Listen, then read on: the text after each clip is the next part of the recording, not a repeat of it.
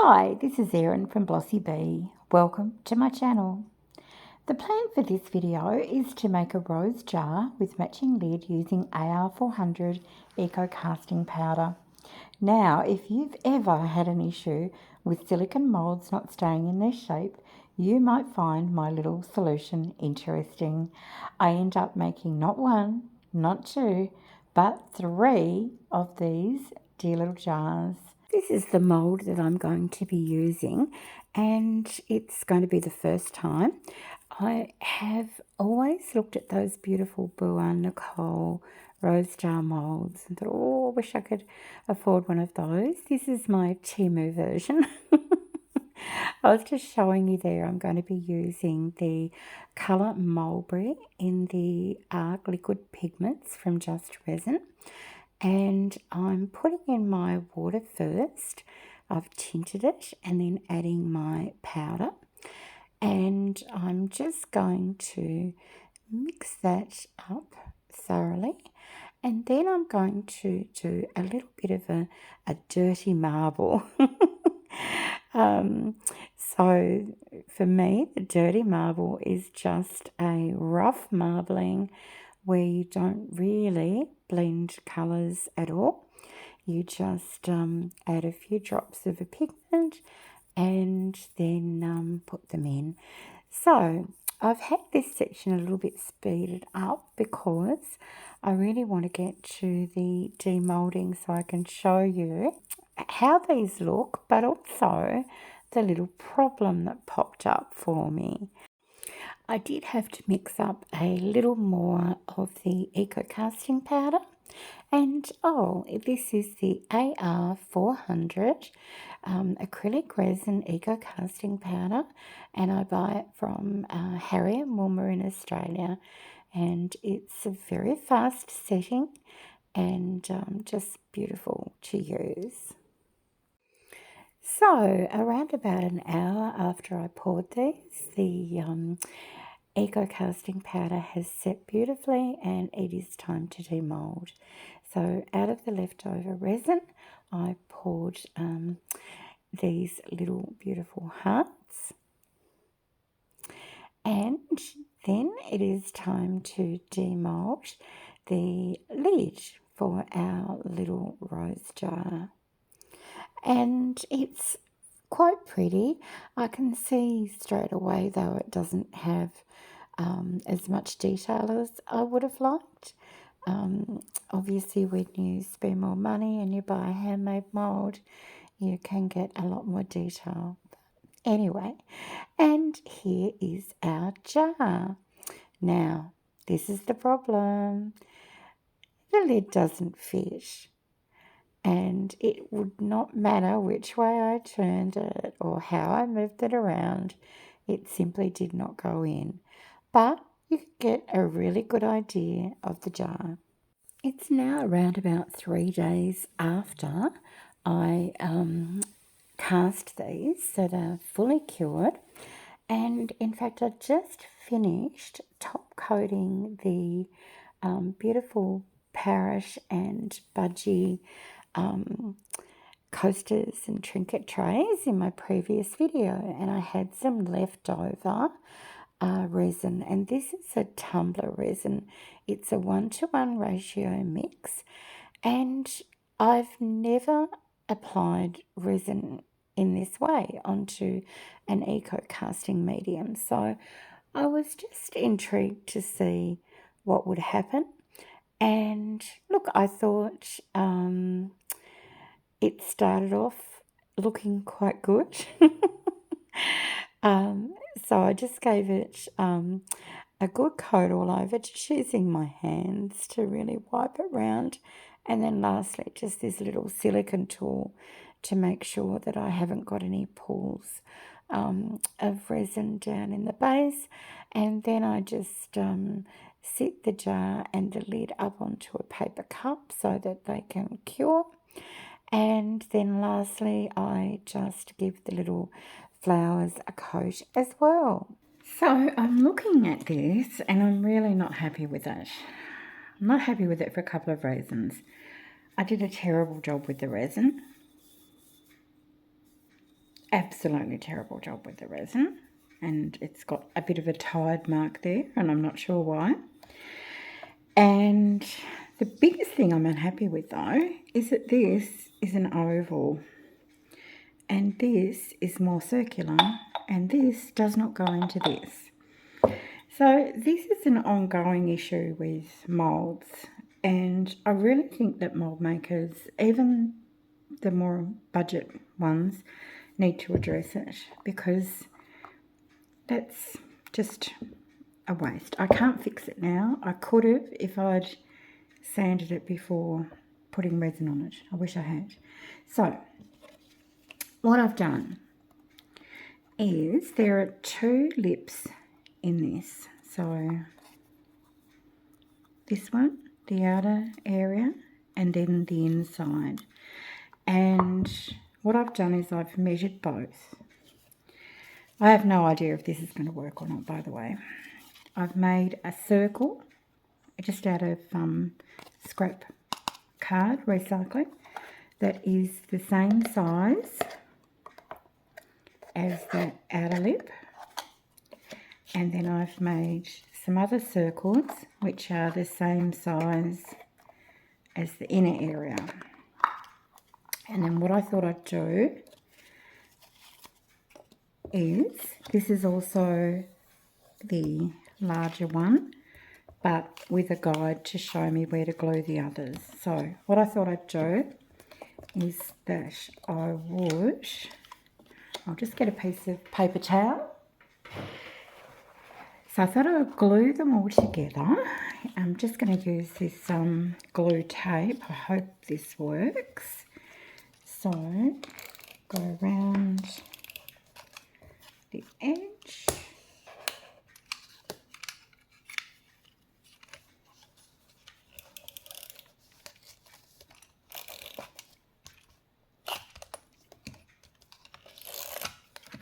Okay, so I need to glue these 2 together. Like that. So now we've got a thicker top part. And so that will go in there. And then I need to start gluing these pieces. I wonder if that'll affect it.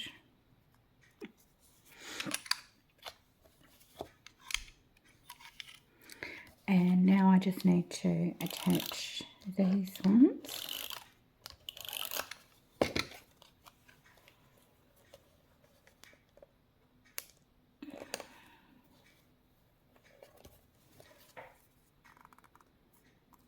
Okay.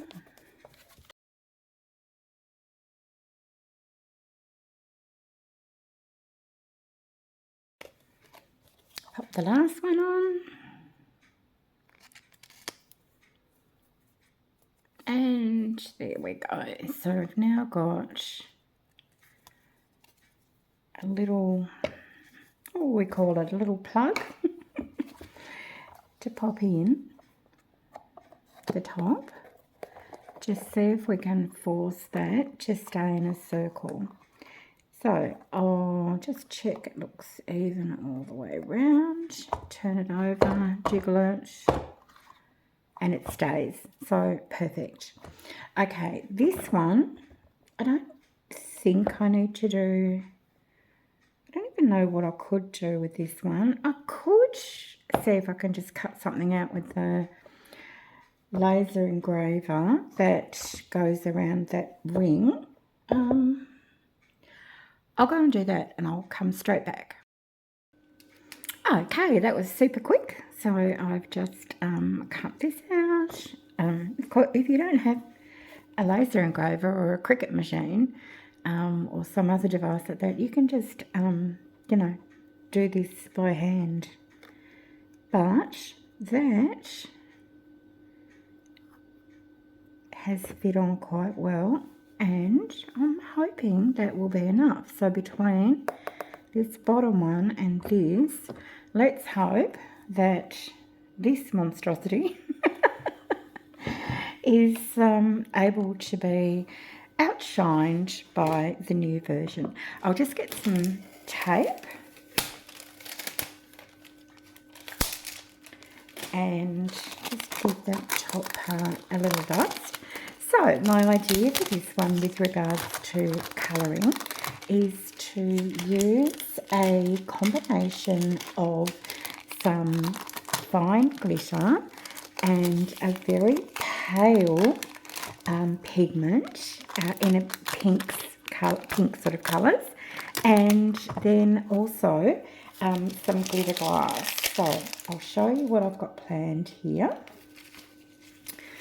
So the pigment I'm thinking of using is the Just Resin Basic Ink in Magenta, and this is an acrylic ink designed to tint epoxy and acrylic resins. So it goes from translucent, if you just use a little bit, through to completely opaque, you know, if you add more. And then I've been trying to work through my glitters and things, and yeah, just sort of cull them a little bit, I guess. So I've got these little pieces.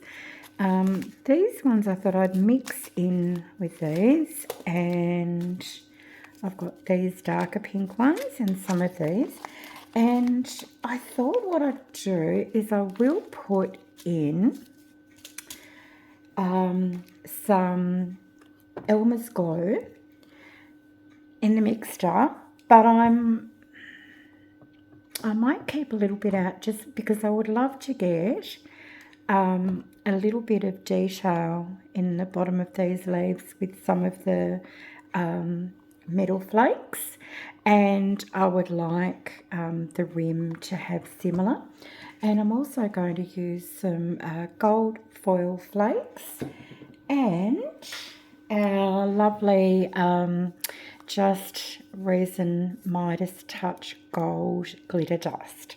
So what I'll do is I will now mix up some resin. I'm going to use the River Art Deep Pour, and then we can get started.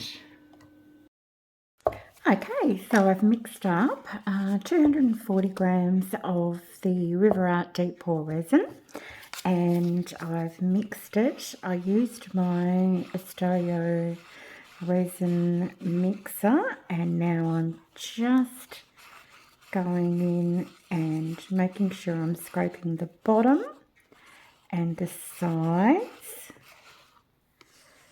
to ensure everything's mixed. And I'm just checking to see if I can see any stringy pieces of unmixed resin, and I can't, and it's very lovely and clear. I haven't run this through a vacuum chamber or anything, and any little bubbles that may be in it will also, as per my experience with this resin, degas really easily.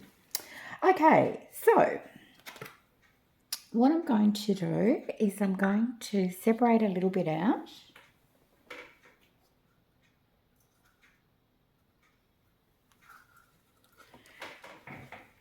And just pop that in there.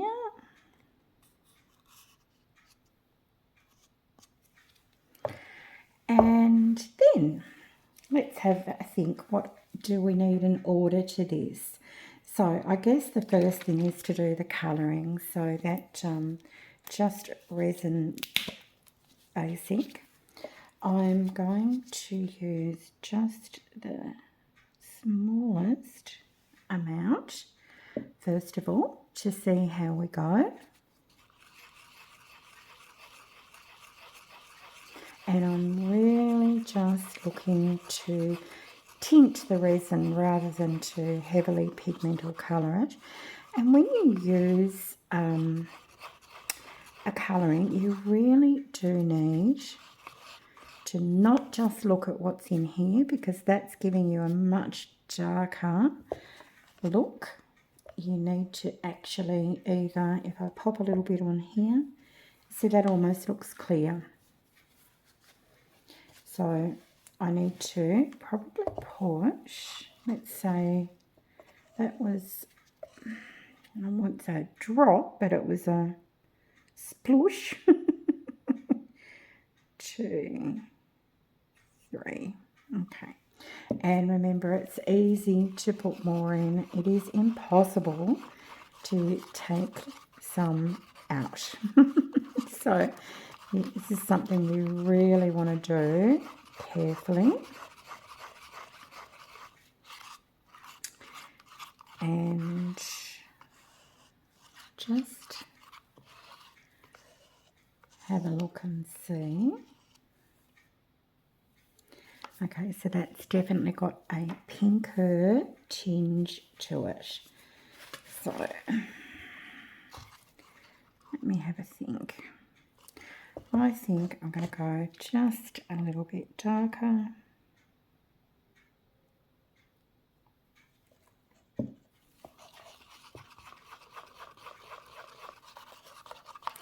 The River Art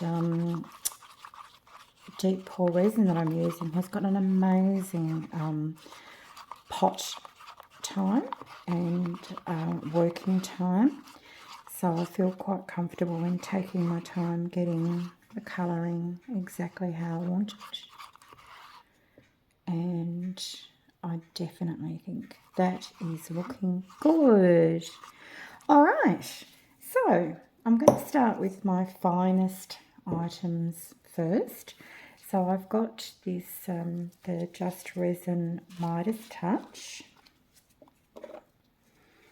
And this could be the worst idea I've ever had because it is so fine. I've just tipped a little bit in there. You literally cannot breathe around this stuff. You've got to sort of hold your breath. Oh, that is gorgeous. Oh, I'm loving that. It just, it's just so sort of luxurious looking. Very pretty. Just going to put a little bit more in. I'm actually wondering now if I should put the gold foil in or whether this is enough because this is so pretty.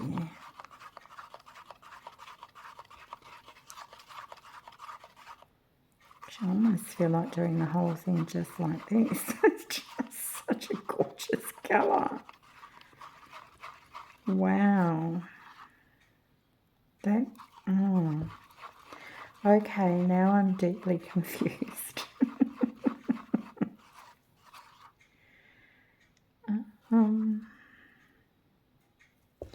All right, I'm going to pour that resin that I kept out back in. And let me have a think. So I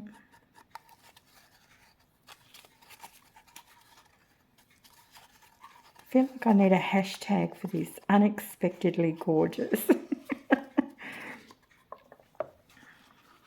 Oh, that is just so beautiful. Oh, I don't want to ruin it.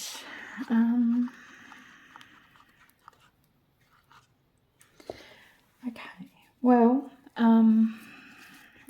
so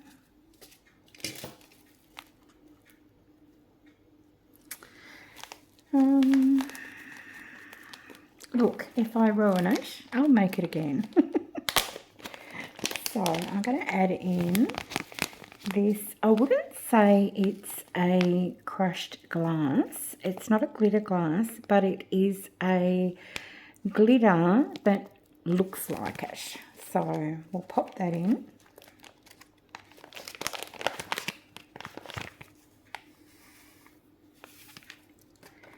Give that a stir.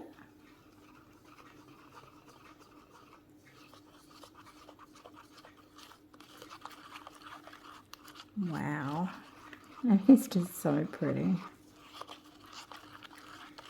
Okay, loving that.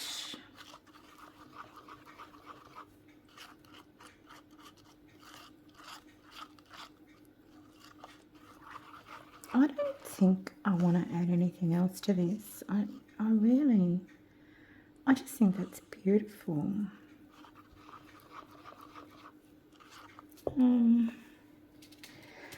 Look, I'll add this little one because my goal today was to actually try and reduce my stash. So I'll just cut this one open. So this is actually, I think it's crushed dyed shell. So I'll put that in there. And then stir that through.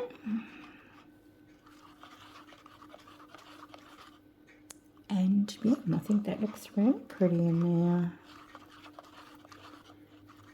Now I did have this as well. I'm wondering if that colour is too different. No.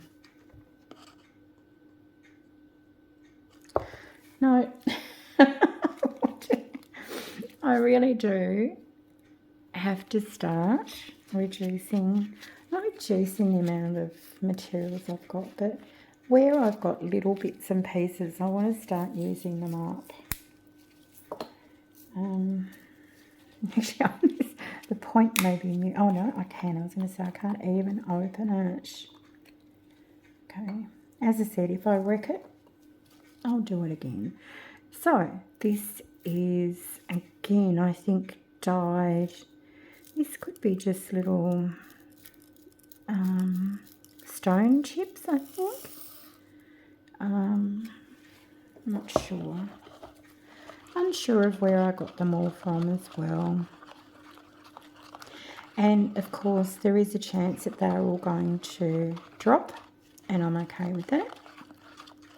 I am going to put in some of the Wilma's glue so that I, you know, try and get that suspended look with the rest of it. Oh, I just found the other one I was going to add.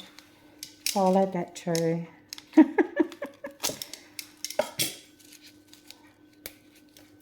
Be so funny if it turns out nice and someone says, oh, I love that. Could you make me one the same? I'd be like, well, no. Not the way I roll. Okay. All right. I think that is just so pretty. Loving it. Okay. So, bring this one over and this one over. So, we've got the piece in there and the piece around here to try and keep that circular shape.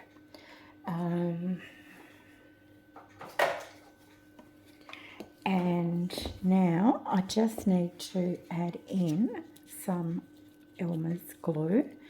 So I've got that here and I'm going to go, oh, that was quite a big, that might have been like 2 drops. And I'll just see whether that's done anything. And it certainly has. It's very much goopified it, or slime. Look at that. Wow. Okay. And because it's a fairly big lot, I might just put one more drop in. That's more than I've ever used before, but I don't want to end up with a little pot that's got everything down at one end and nothing at the other. Okay, so I'll give them both a little spritz of alcohol and just sort of move that around. And this one.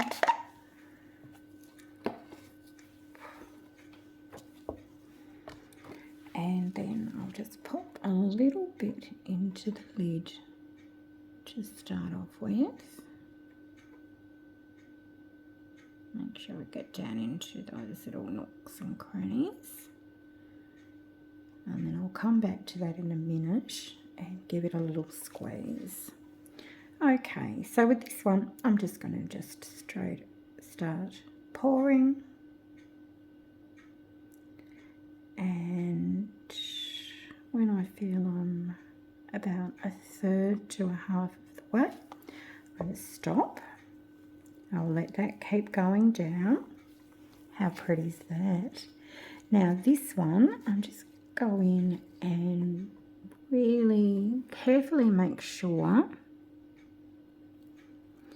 that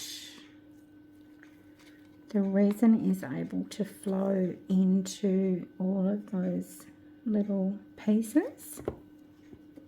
Okay, we'll give it another little spritz and a spritz there. These ones, I'm able to see through these. This is the advantage of having a transparent or a translucent mould, that I can actually see, and that's looking good. All right, well, see how we go here.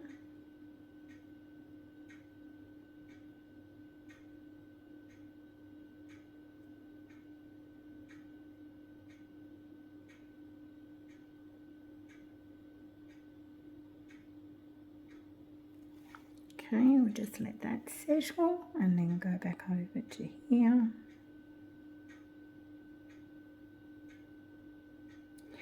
It's actually quite an annoyingly chunky lid.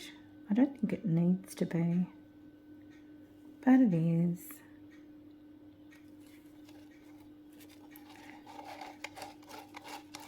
Now this is interesting because down the bottom is all of these rocks. So I may have an issue with that. Just to try and carefully go around there. Okay, and we'll just get the last. Gosh, I'm only just going to have enough, if enough, actually. I may not have enough.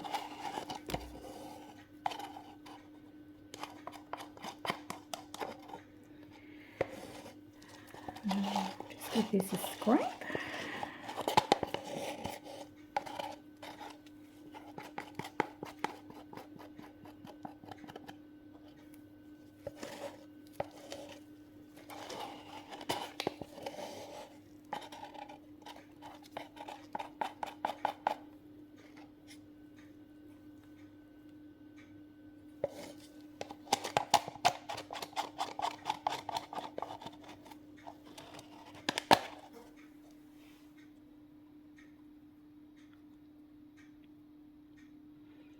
Alright, so if you've got this mould at home, I'm going to suggest to you that you mix up 200, I think I said at the beginning, so I mixed up 160 plus 80, so 240.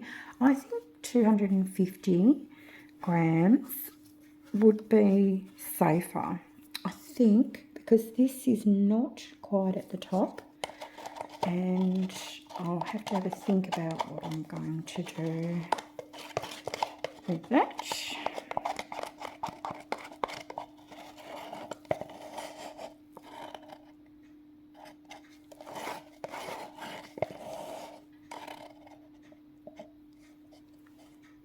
Now, let me have a look at this.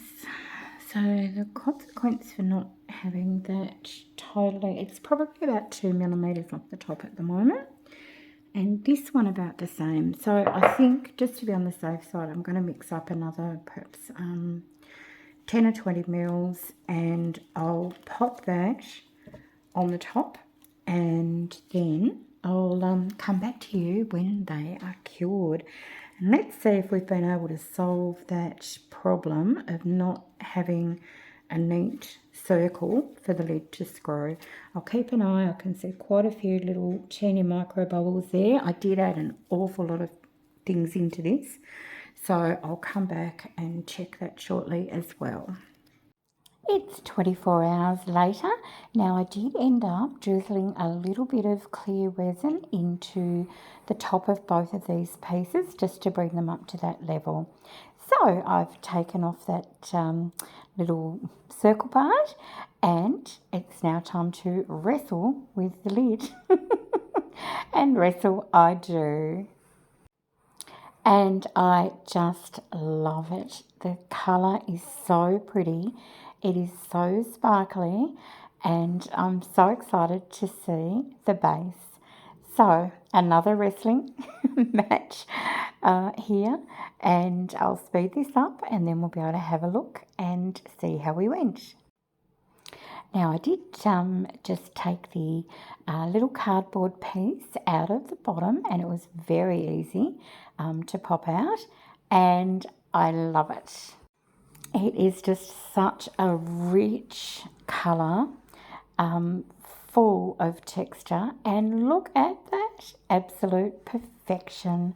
The lid and the jar fit together like magic. So now I know that I can avoid this distorted shape by using these supports that I've made and getting that just quite circular and fitting in beautifully.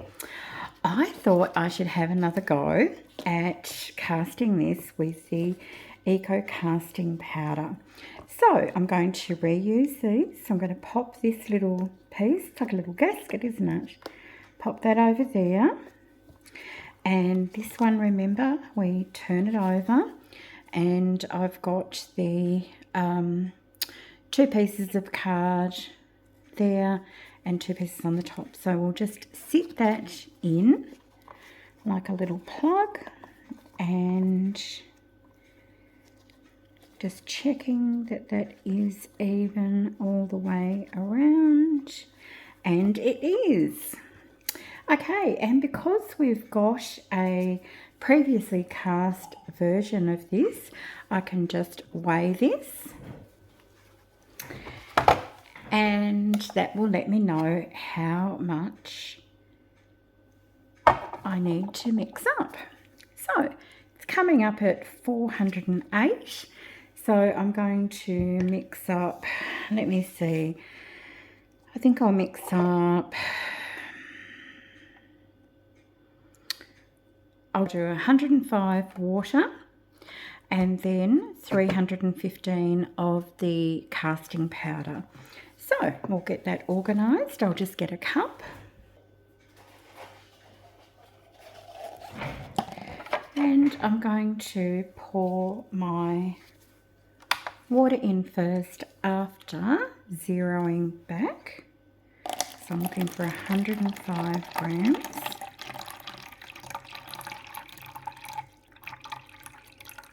Whoops.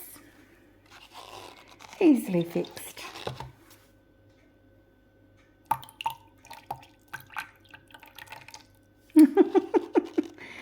Oh dear. When I say easily fixed, I mean relatively easy. Are you joking? Oh dear. Look, I'm going to be happy with 106 grams, I think. I think I should just cut my losses there.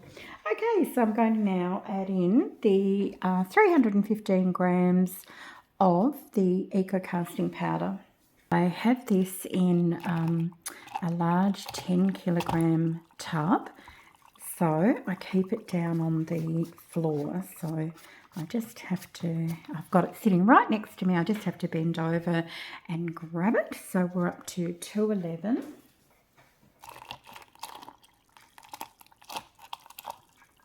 So remember, we're looking for that 420. So 105 of water and 315 of the powder.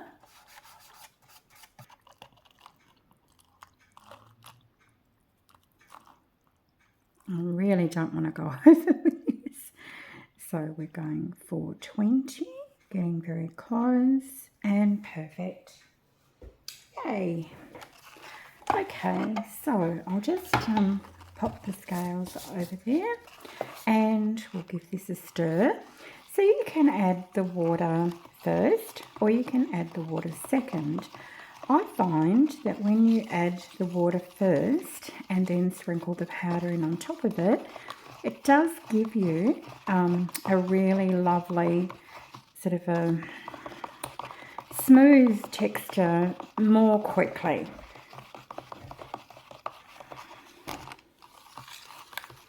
Okay, we don't want to have any lumps or bumps in there, so just checking that all. Now, the colours that I've got out for this one are colours I don't think I've really used before. So I've got the Artko liquid pigment in red, and the Artko liquid pigment in scarlet red. So I'm not quite sure what the difference is going to be, but we'll find out. So I need to have a think. Do I want to have the jar white with sort of a red marbled effect, or do I want it to have a solid colour all over? And I'm thinking I've also got this red wine colour here, and I'm wondering if I just put in a really teeny amount. We'll just try 1 drop to start off with, and so that is not really a red colour at all, isn't it? That's interesting. So if you're planning on using the red wine, that definitely gives you a more pink sort of a shade. And if you're using a clear mixing cup, you are quite easily able to see if you've got any patches where it hasn't mixed in. So that's interesting. Red wine gives you that pinky colour, which I guess is like a red wine. Wine without the red. So I'll just pop in a drop, perhaps 2 drops of the red, and we'll see what that does. Okay. Definitely giving us more pink than red vibes, isn't it? That's okay. I don't have my heart set on red. I'm okay with that. And I can just see that there's a couple of little pieces of unmixed down in there. So let's have a look at the scarlet red now and just see what that gives us. Just put probably 6 or 7 drops in there. Okay, well, let me have a look and see if I can get that down. So, interesting, that's sort of now given me like an apricot colour.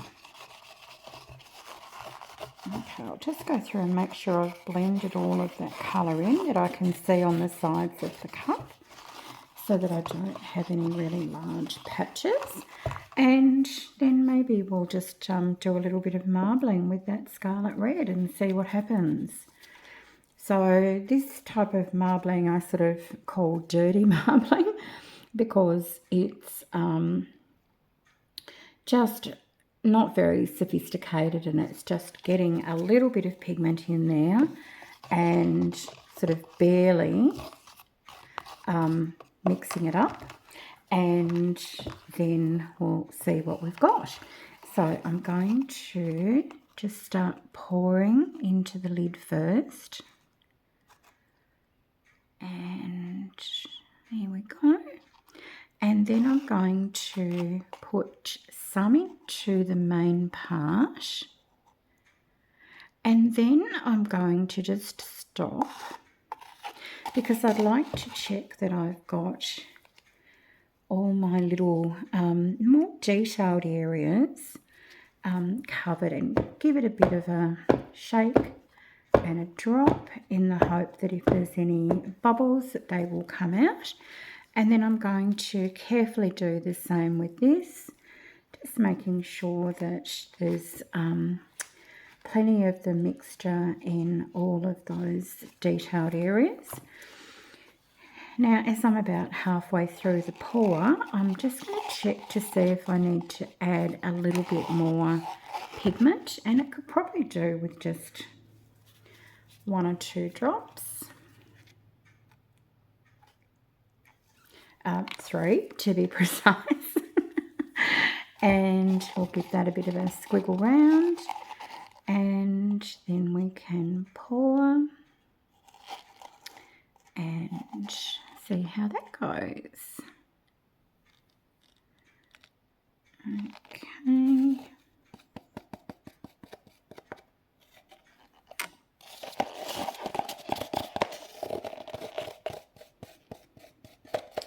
Now I am a little bit short and I need to have a think about what to do.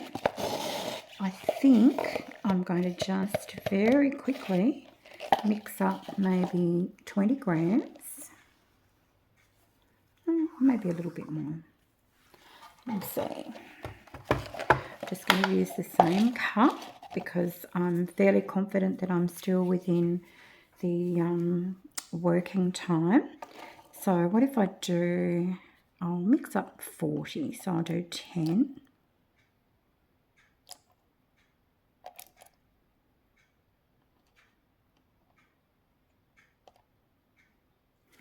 Oh, let's do 9. So now I'm looking for another 27 grams of the powder.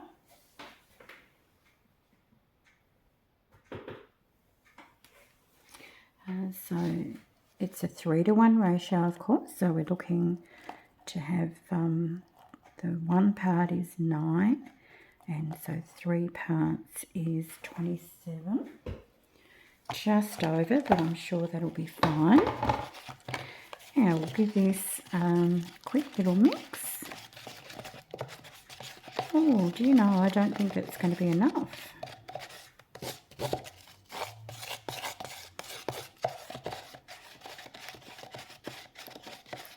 We might double that. Now it just goes to show that when you're actually making this mixture and you're weighing it, that you really do need to keep in mind that it does change and things dry out, and that's why it's a really good idea to keep track of how much you're using. And so that's a lesson for me. I should have had my book here so I could double check how I was going.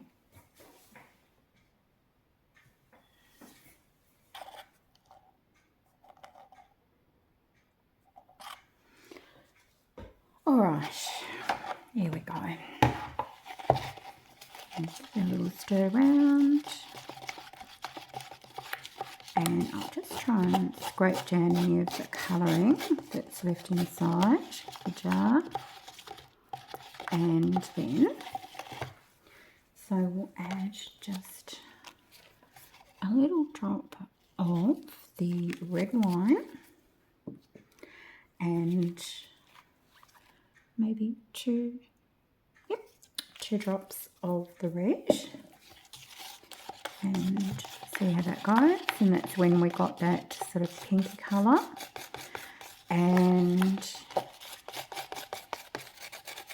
perfect. And then we're going to add a couple of drops of the scarlet red, and that's the one, remember, that turned it that sort of burnt apricot or darker colour.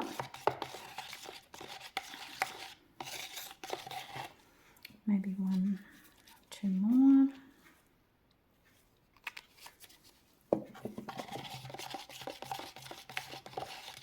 Great, and now we'll do just a quick marble.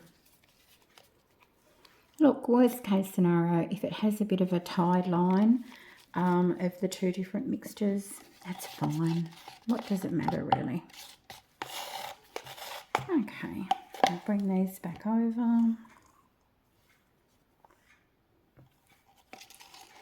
And pour in.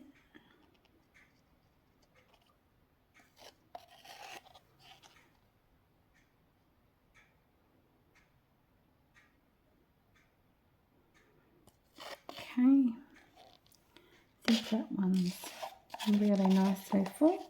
Got the teeniest, tiniest little bit left over, and I'll just grab, what will I grab? How much have I got? Really hardly anything at all. Just got an ice cube tray, and I pour them in here because any leftovers, any little bits, because I can then use these for testing on the laser engraver or testing with other techniques, or worst case scenario I could break them up and then use them in future projects. So there we go. So I'll come back to these in about 30 minutes and check to see how they're going. And I'm quite excited to see whether these little supports actually work with the eco resin and we can get a really good look. This is so interesting. The outer part of these is such a bright colour, and the inside part, at least of the one that I had in the little ice cube tray, is a much lighter colour. So I'm excited to see how the lid will turn out. As I said, that bottom's very vibrant. I love it, but I don't think we'll get it. And there we go. Looking very pretty, very round, no bubbles. Really happy so far. So, on to the jar part. I am going to fast forward this because it's incredibly painful to watch. After a rather epic battle with the silicone mould, I am able to finally check it out, and I could not be happier. First of all, that colour is gorgeous. I don't know how much it'll change as it fully cures over the next couple of days, but the size of the jar lid and the opening are perfect. So those little measures that I took to fix that with the putting the little ring around the edge of the lid and putting that little circle in the jar part worked perfectly. And maybe if you've had a similar problem, this could help you as well. So I set these aside to cure for several days to reach their full strength, and now I'm using the Harry and Wilma matte sealer to give them a protective coat, and I apply this in 2 steps. So I'm adding it to the top parts, and then once that's dry I'll turn it over and add it to the base of the lid and the base of the jar. And then I did repeat that, so they've each had 2 full coats of the sealer. Now, as I was photographing this, I kept thinking that colour reminds me of a rose so much, and I googled it, and it is the Just Joey rose. Maybe some of you have had that rose yourself. Thank you so much for spending this time with me. I really appreciate your company. And if you had a favourite, let me know in the comments. Or if you've got suggestions for next time I make these moulds, let me know as well. And here are just some video of the final products. I look forward to seeing you next time. Bye for now.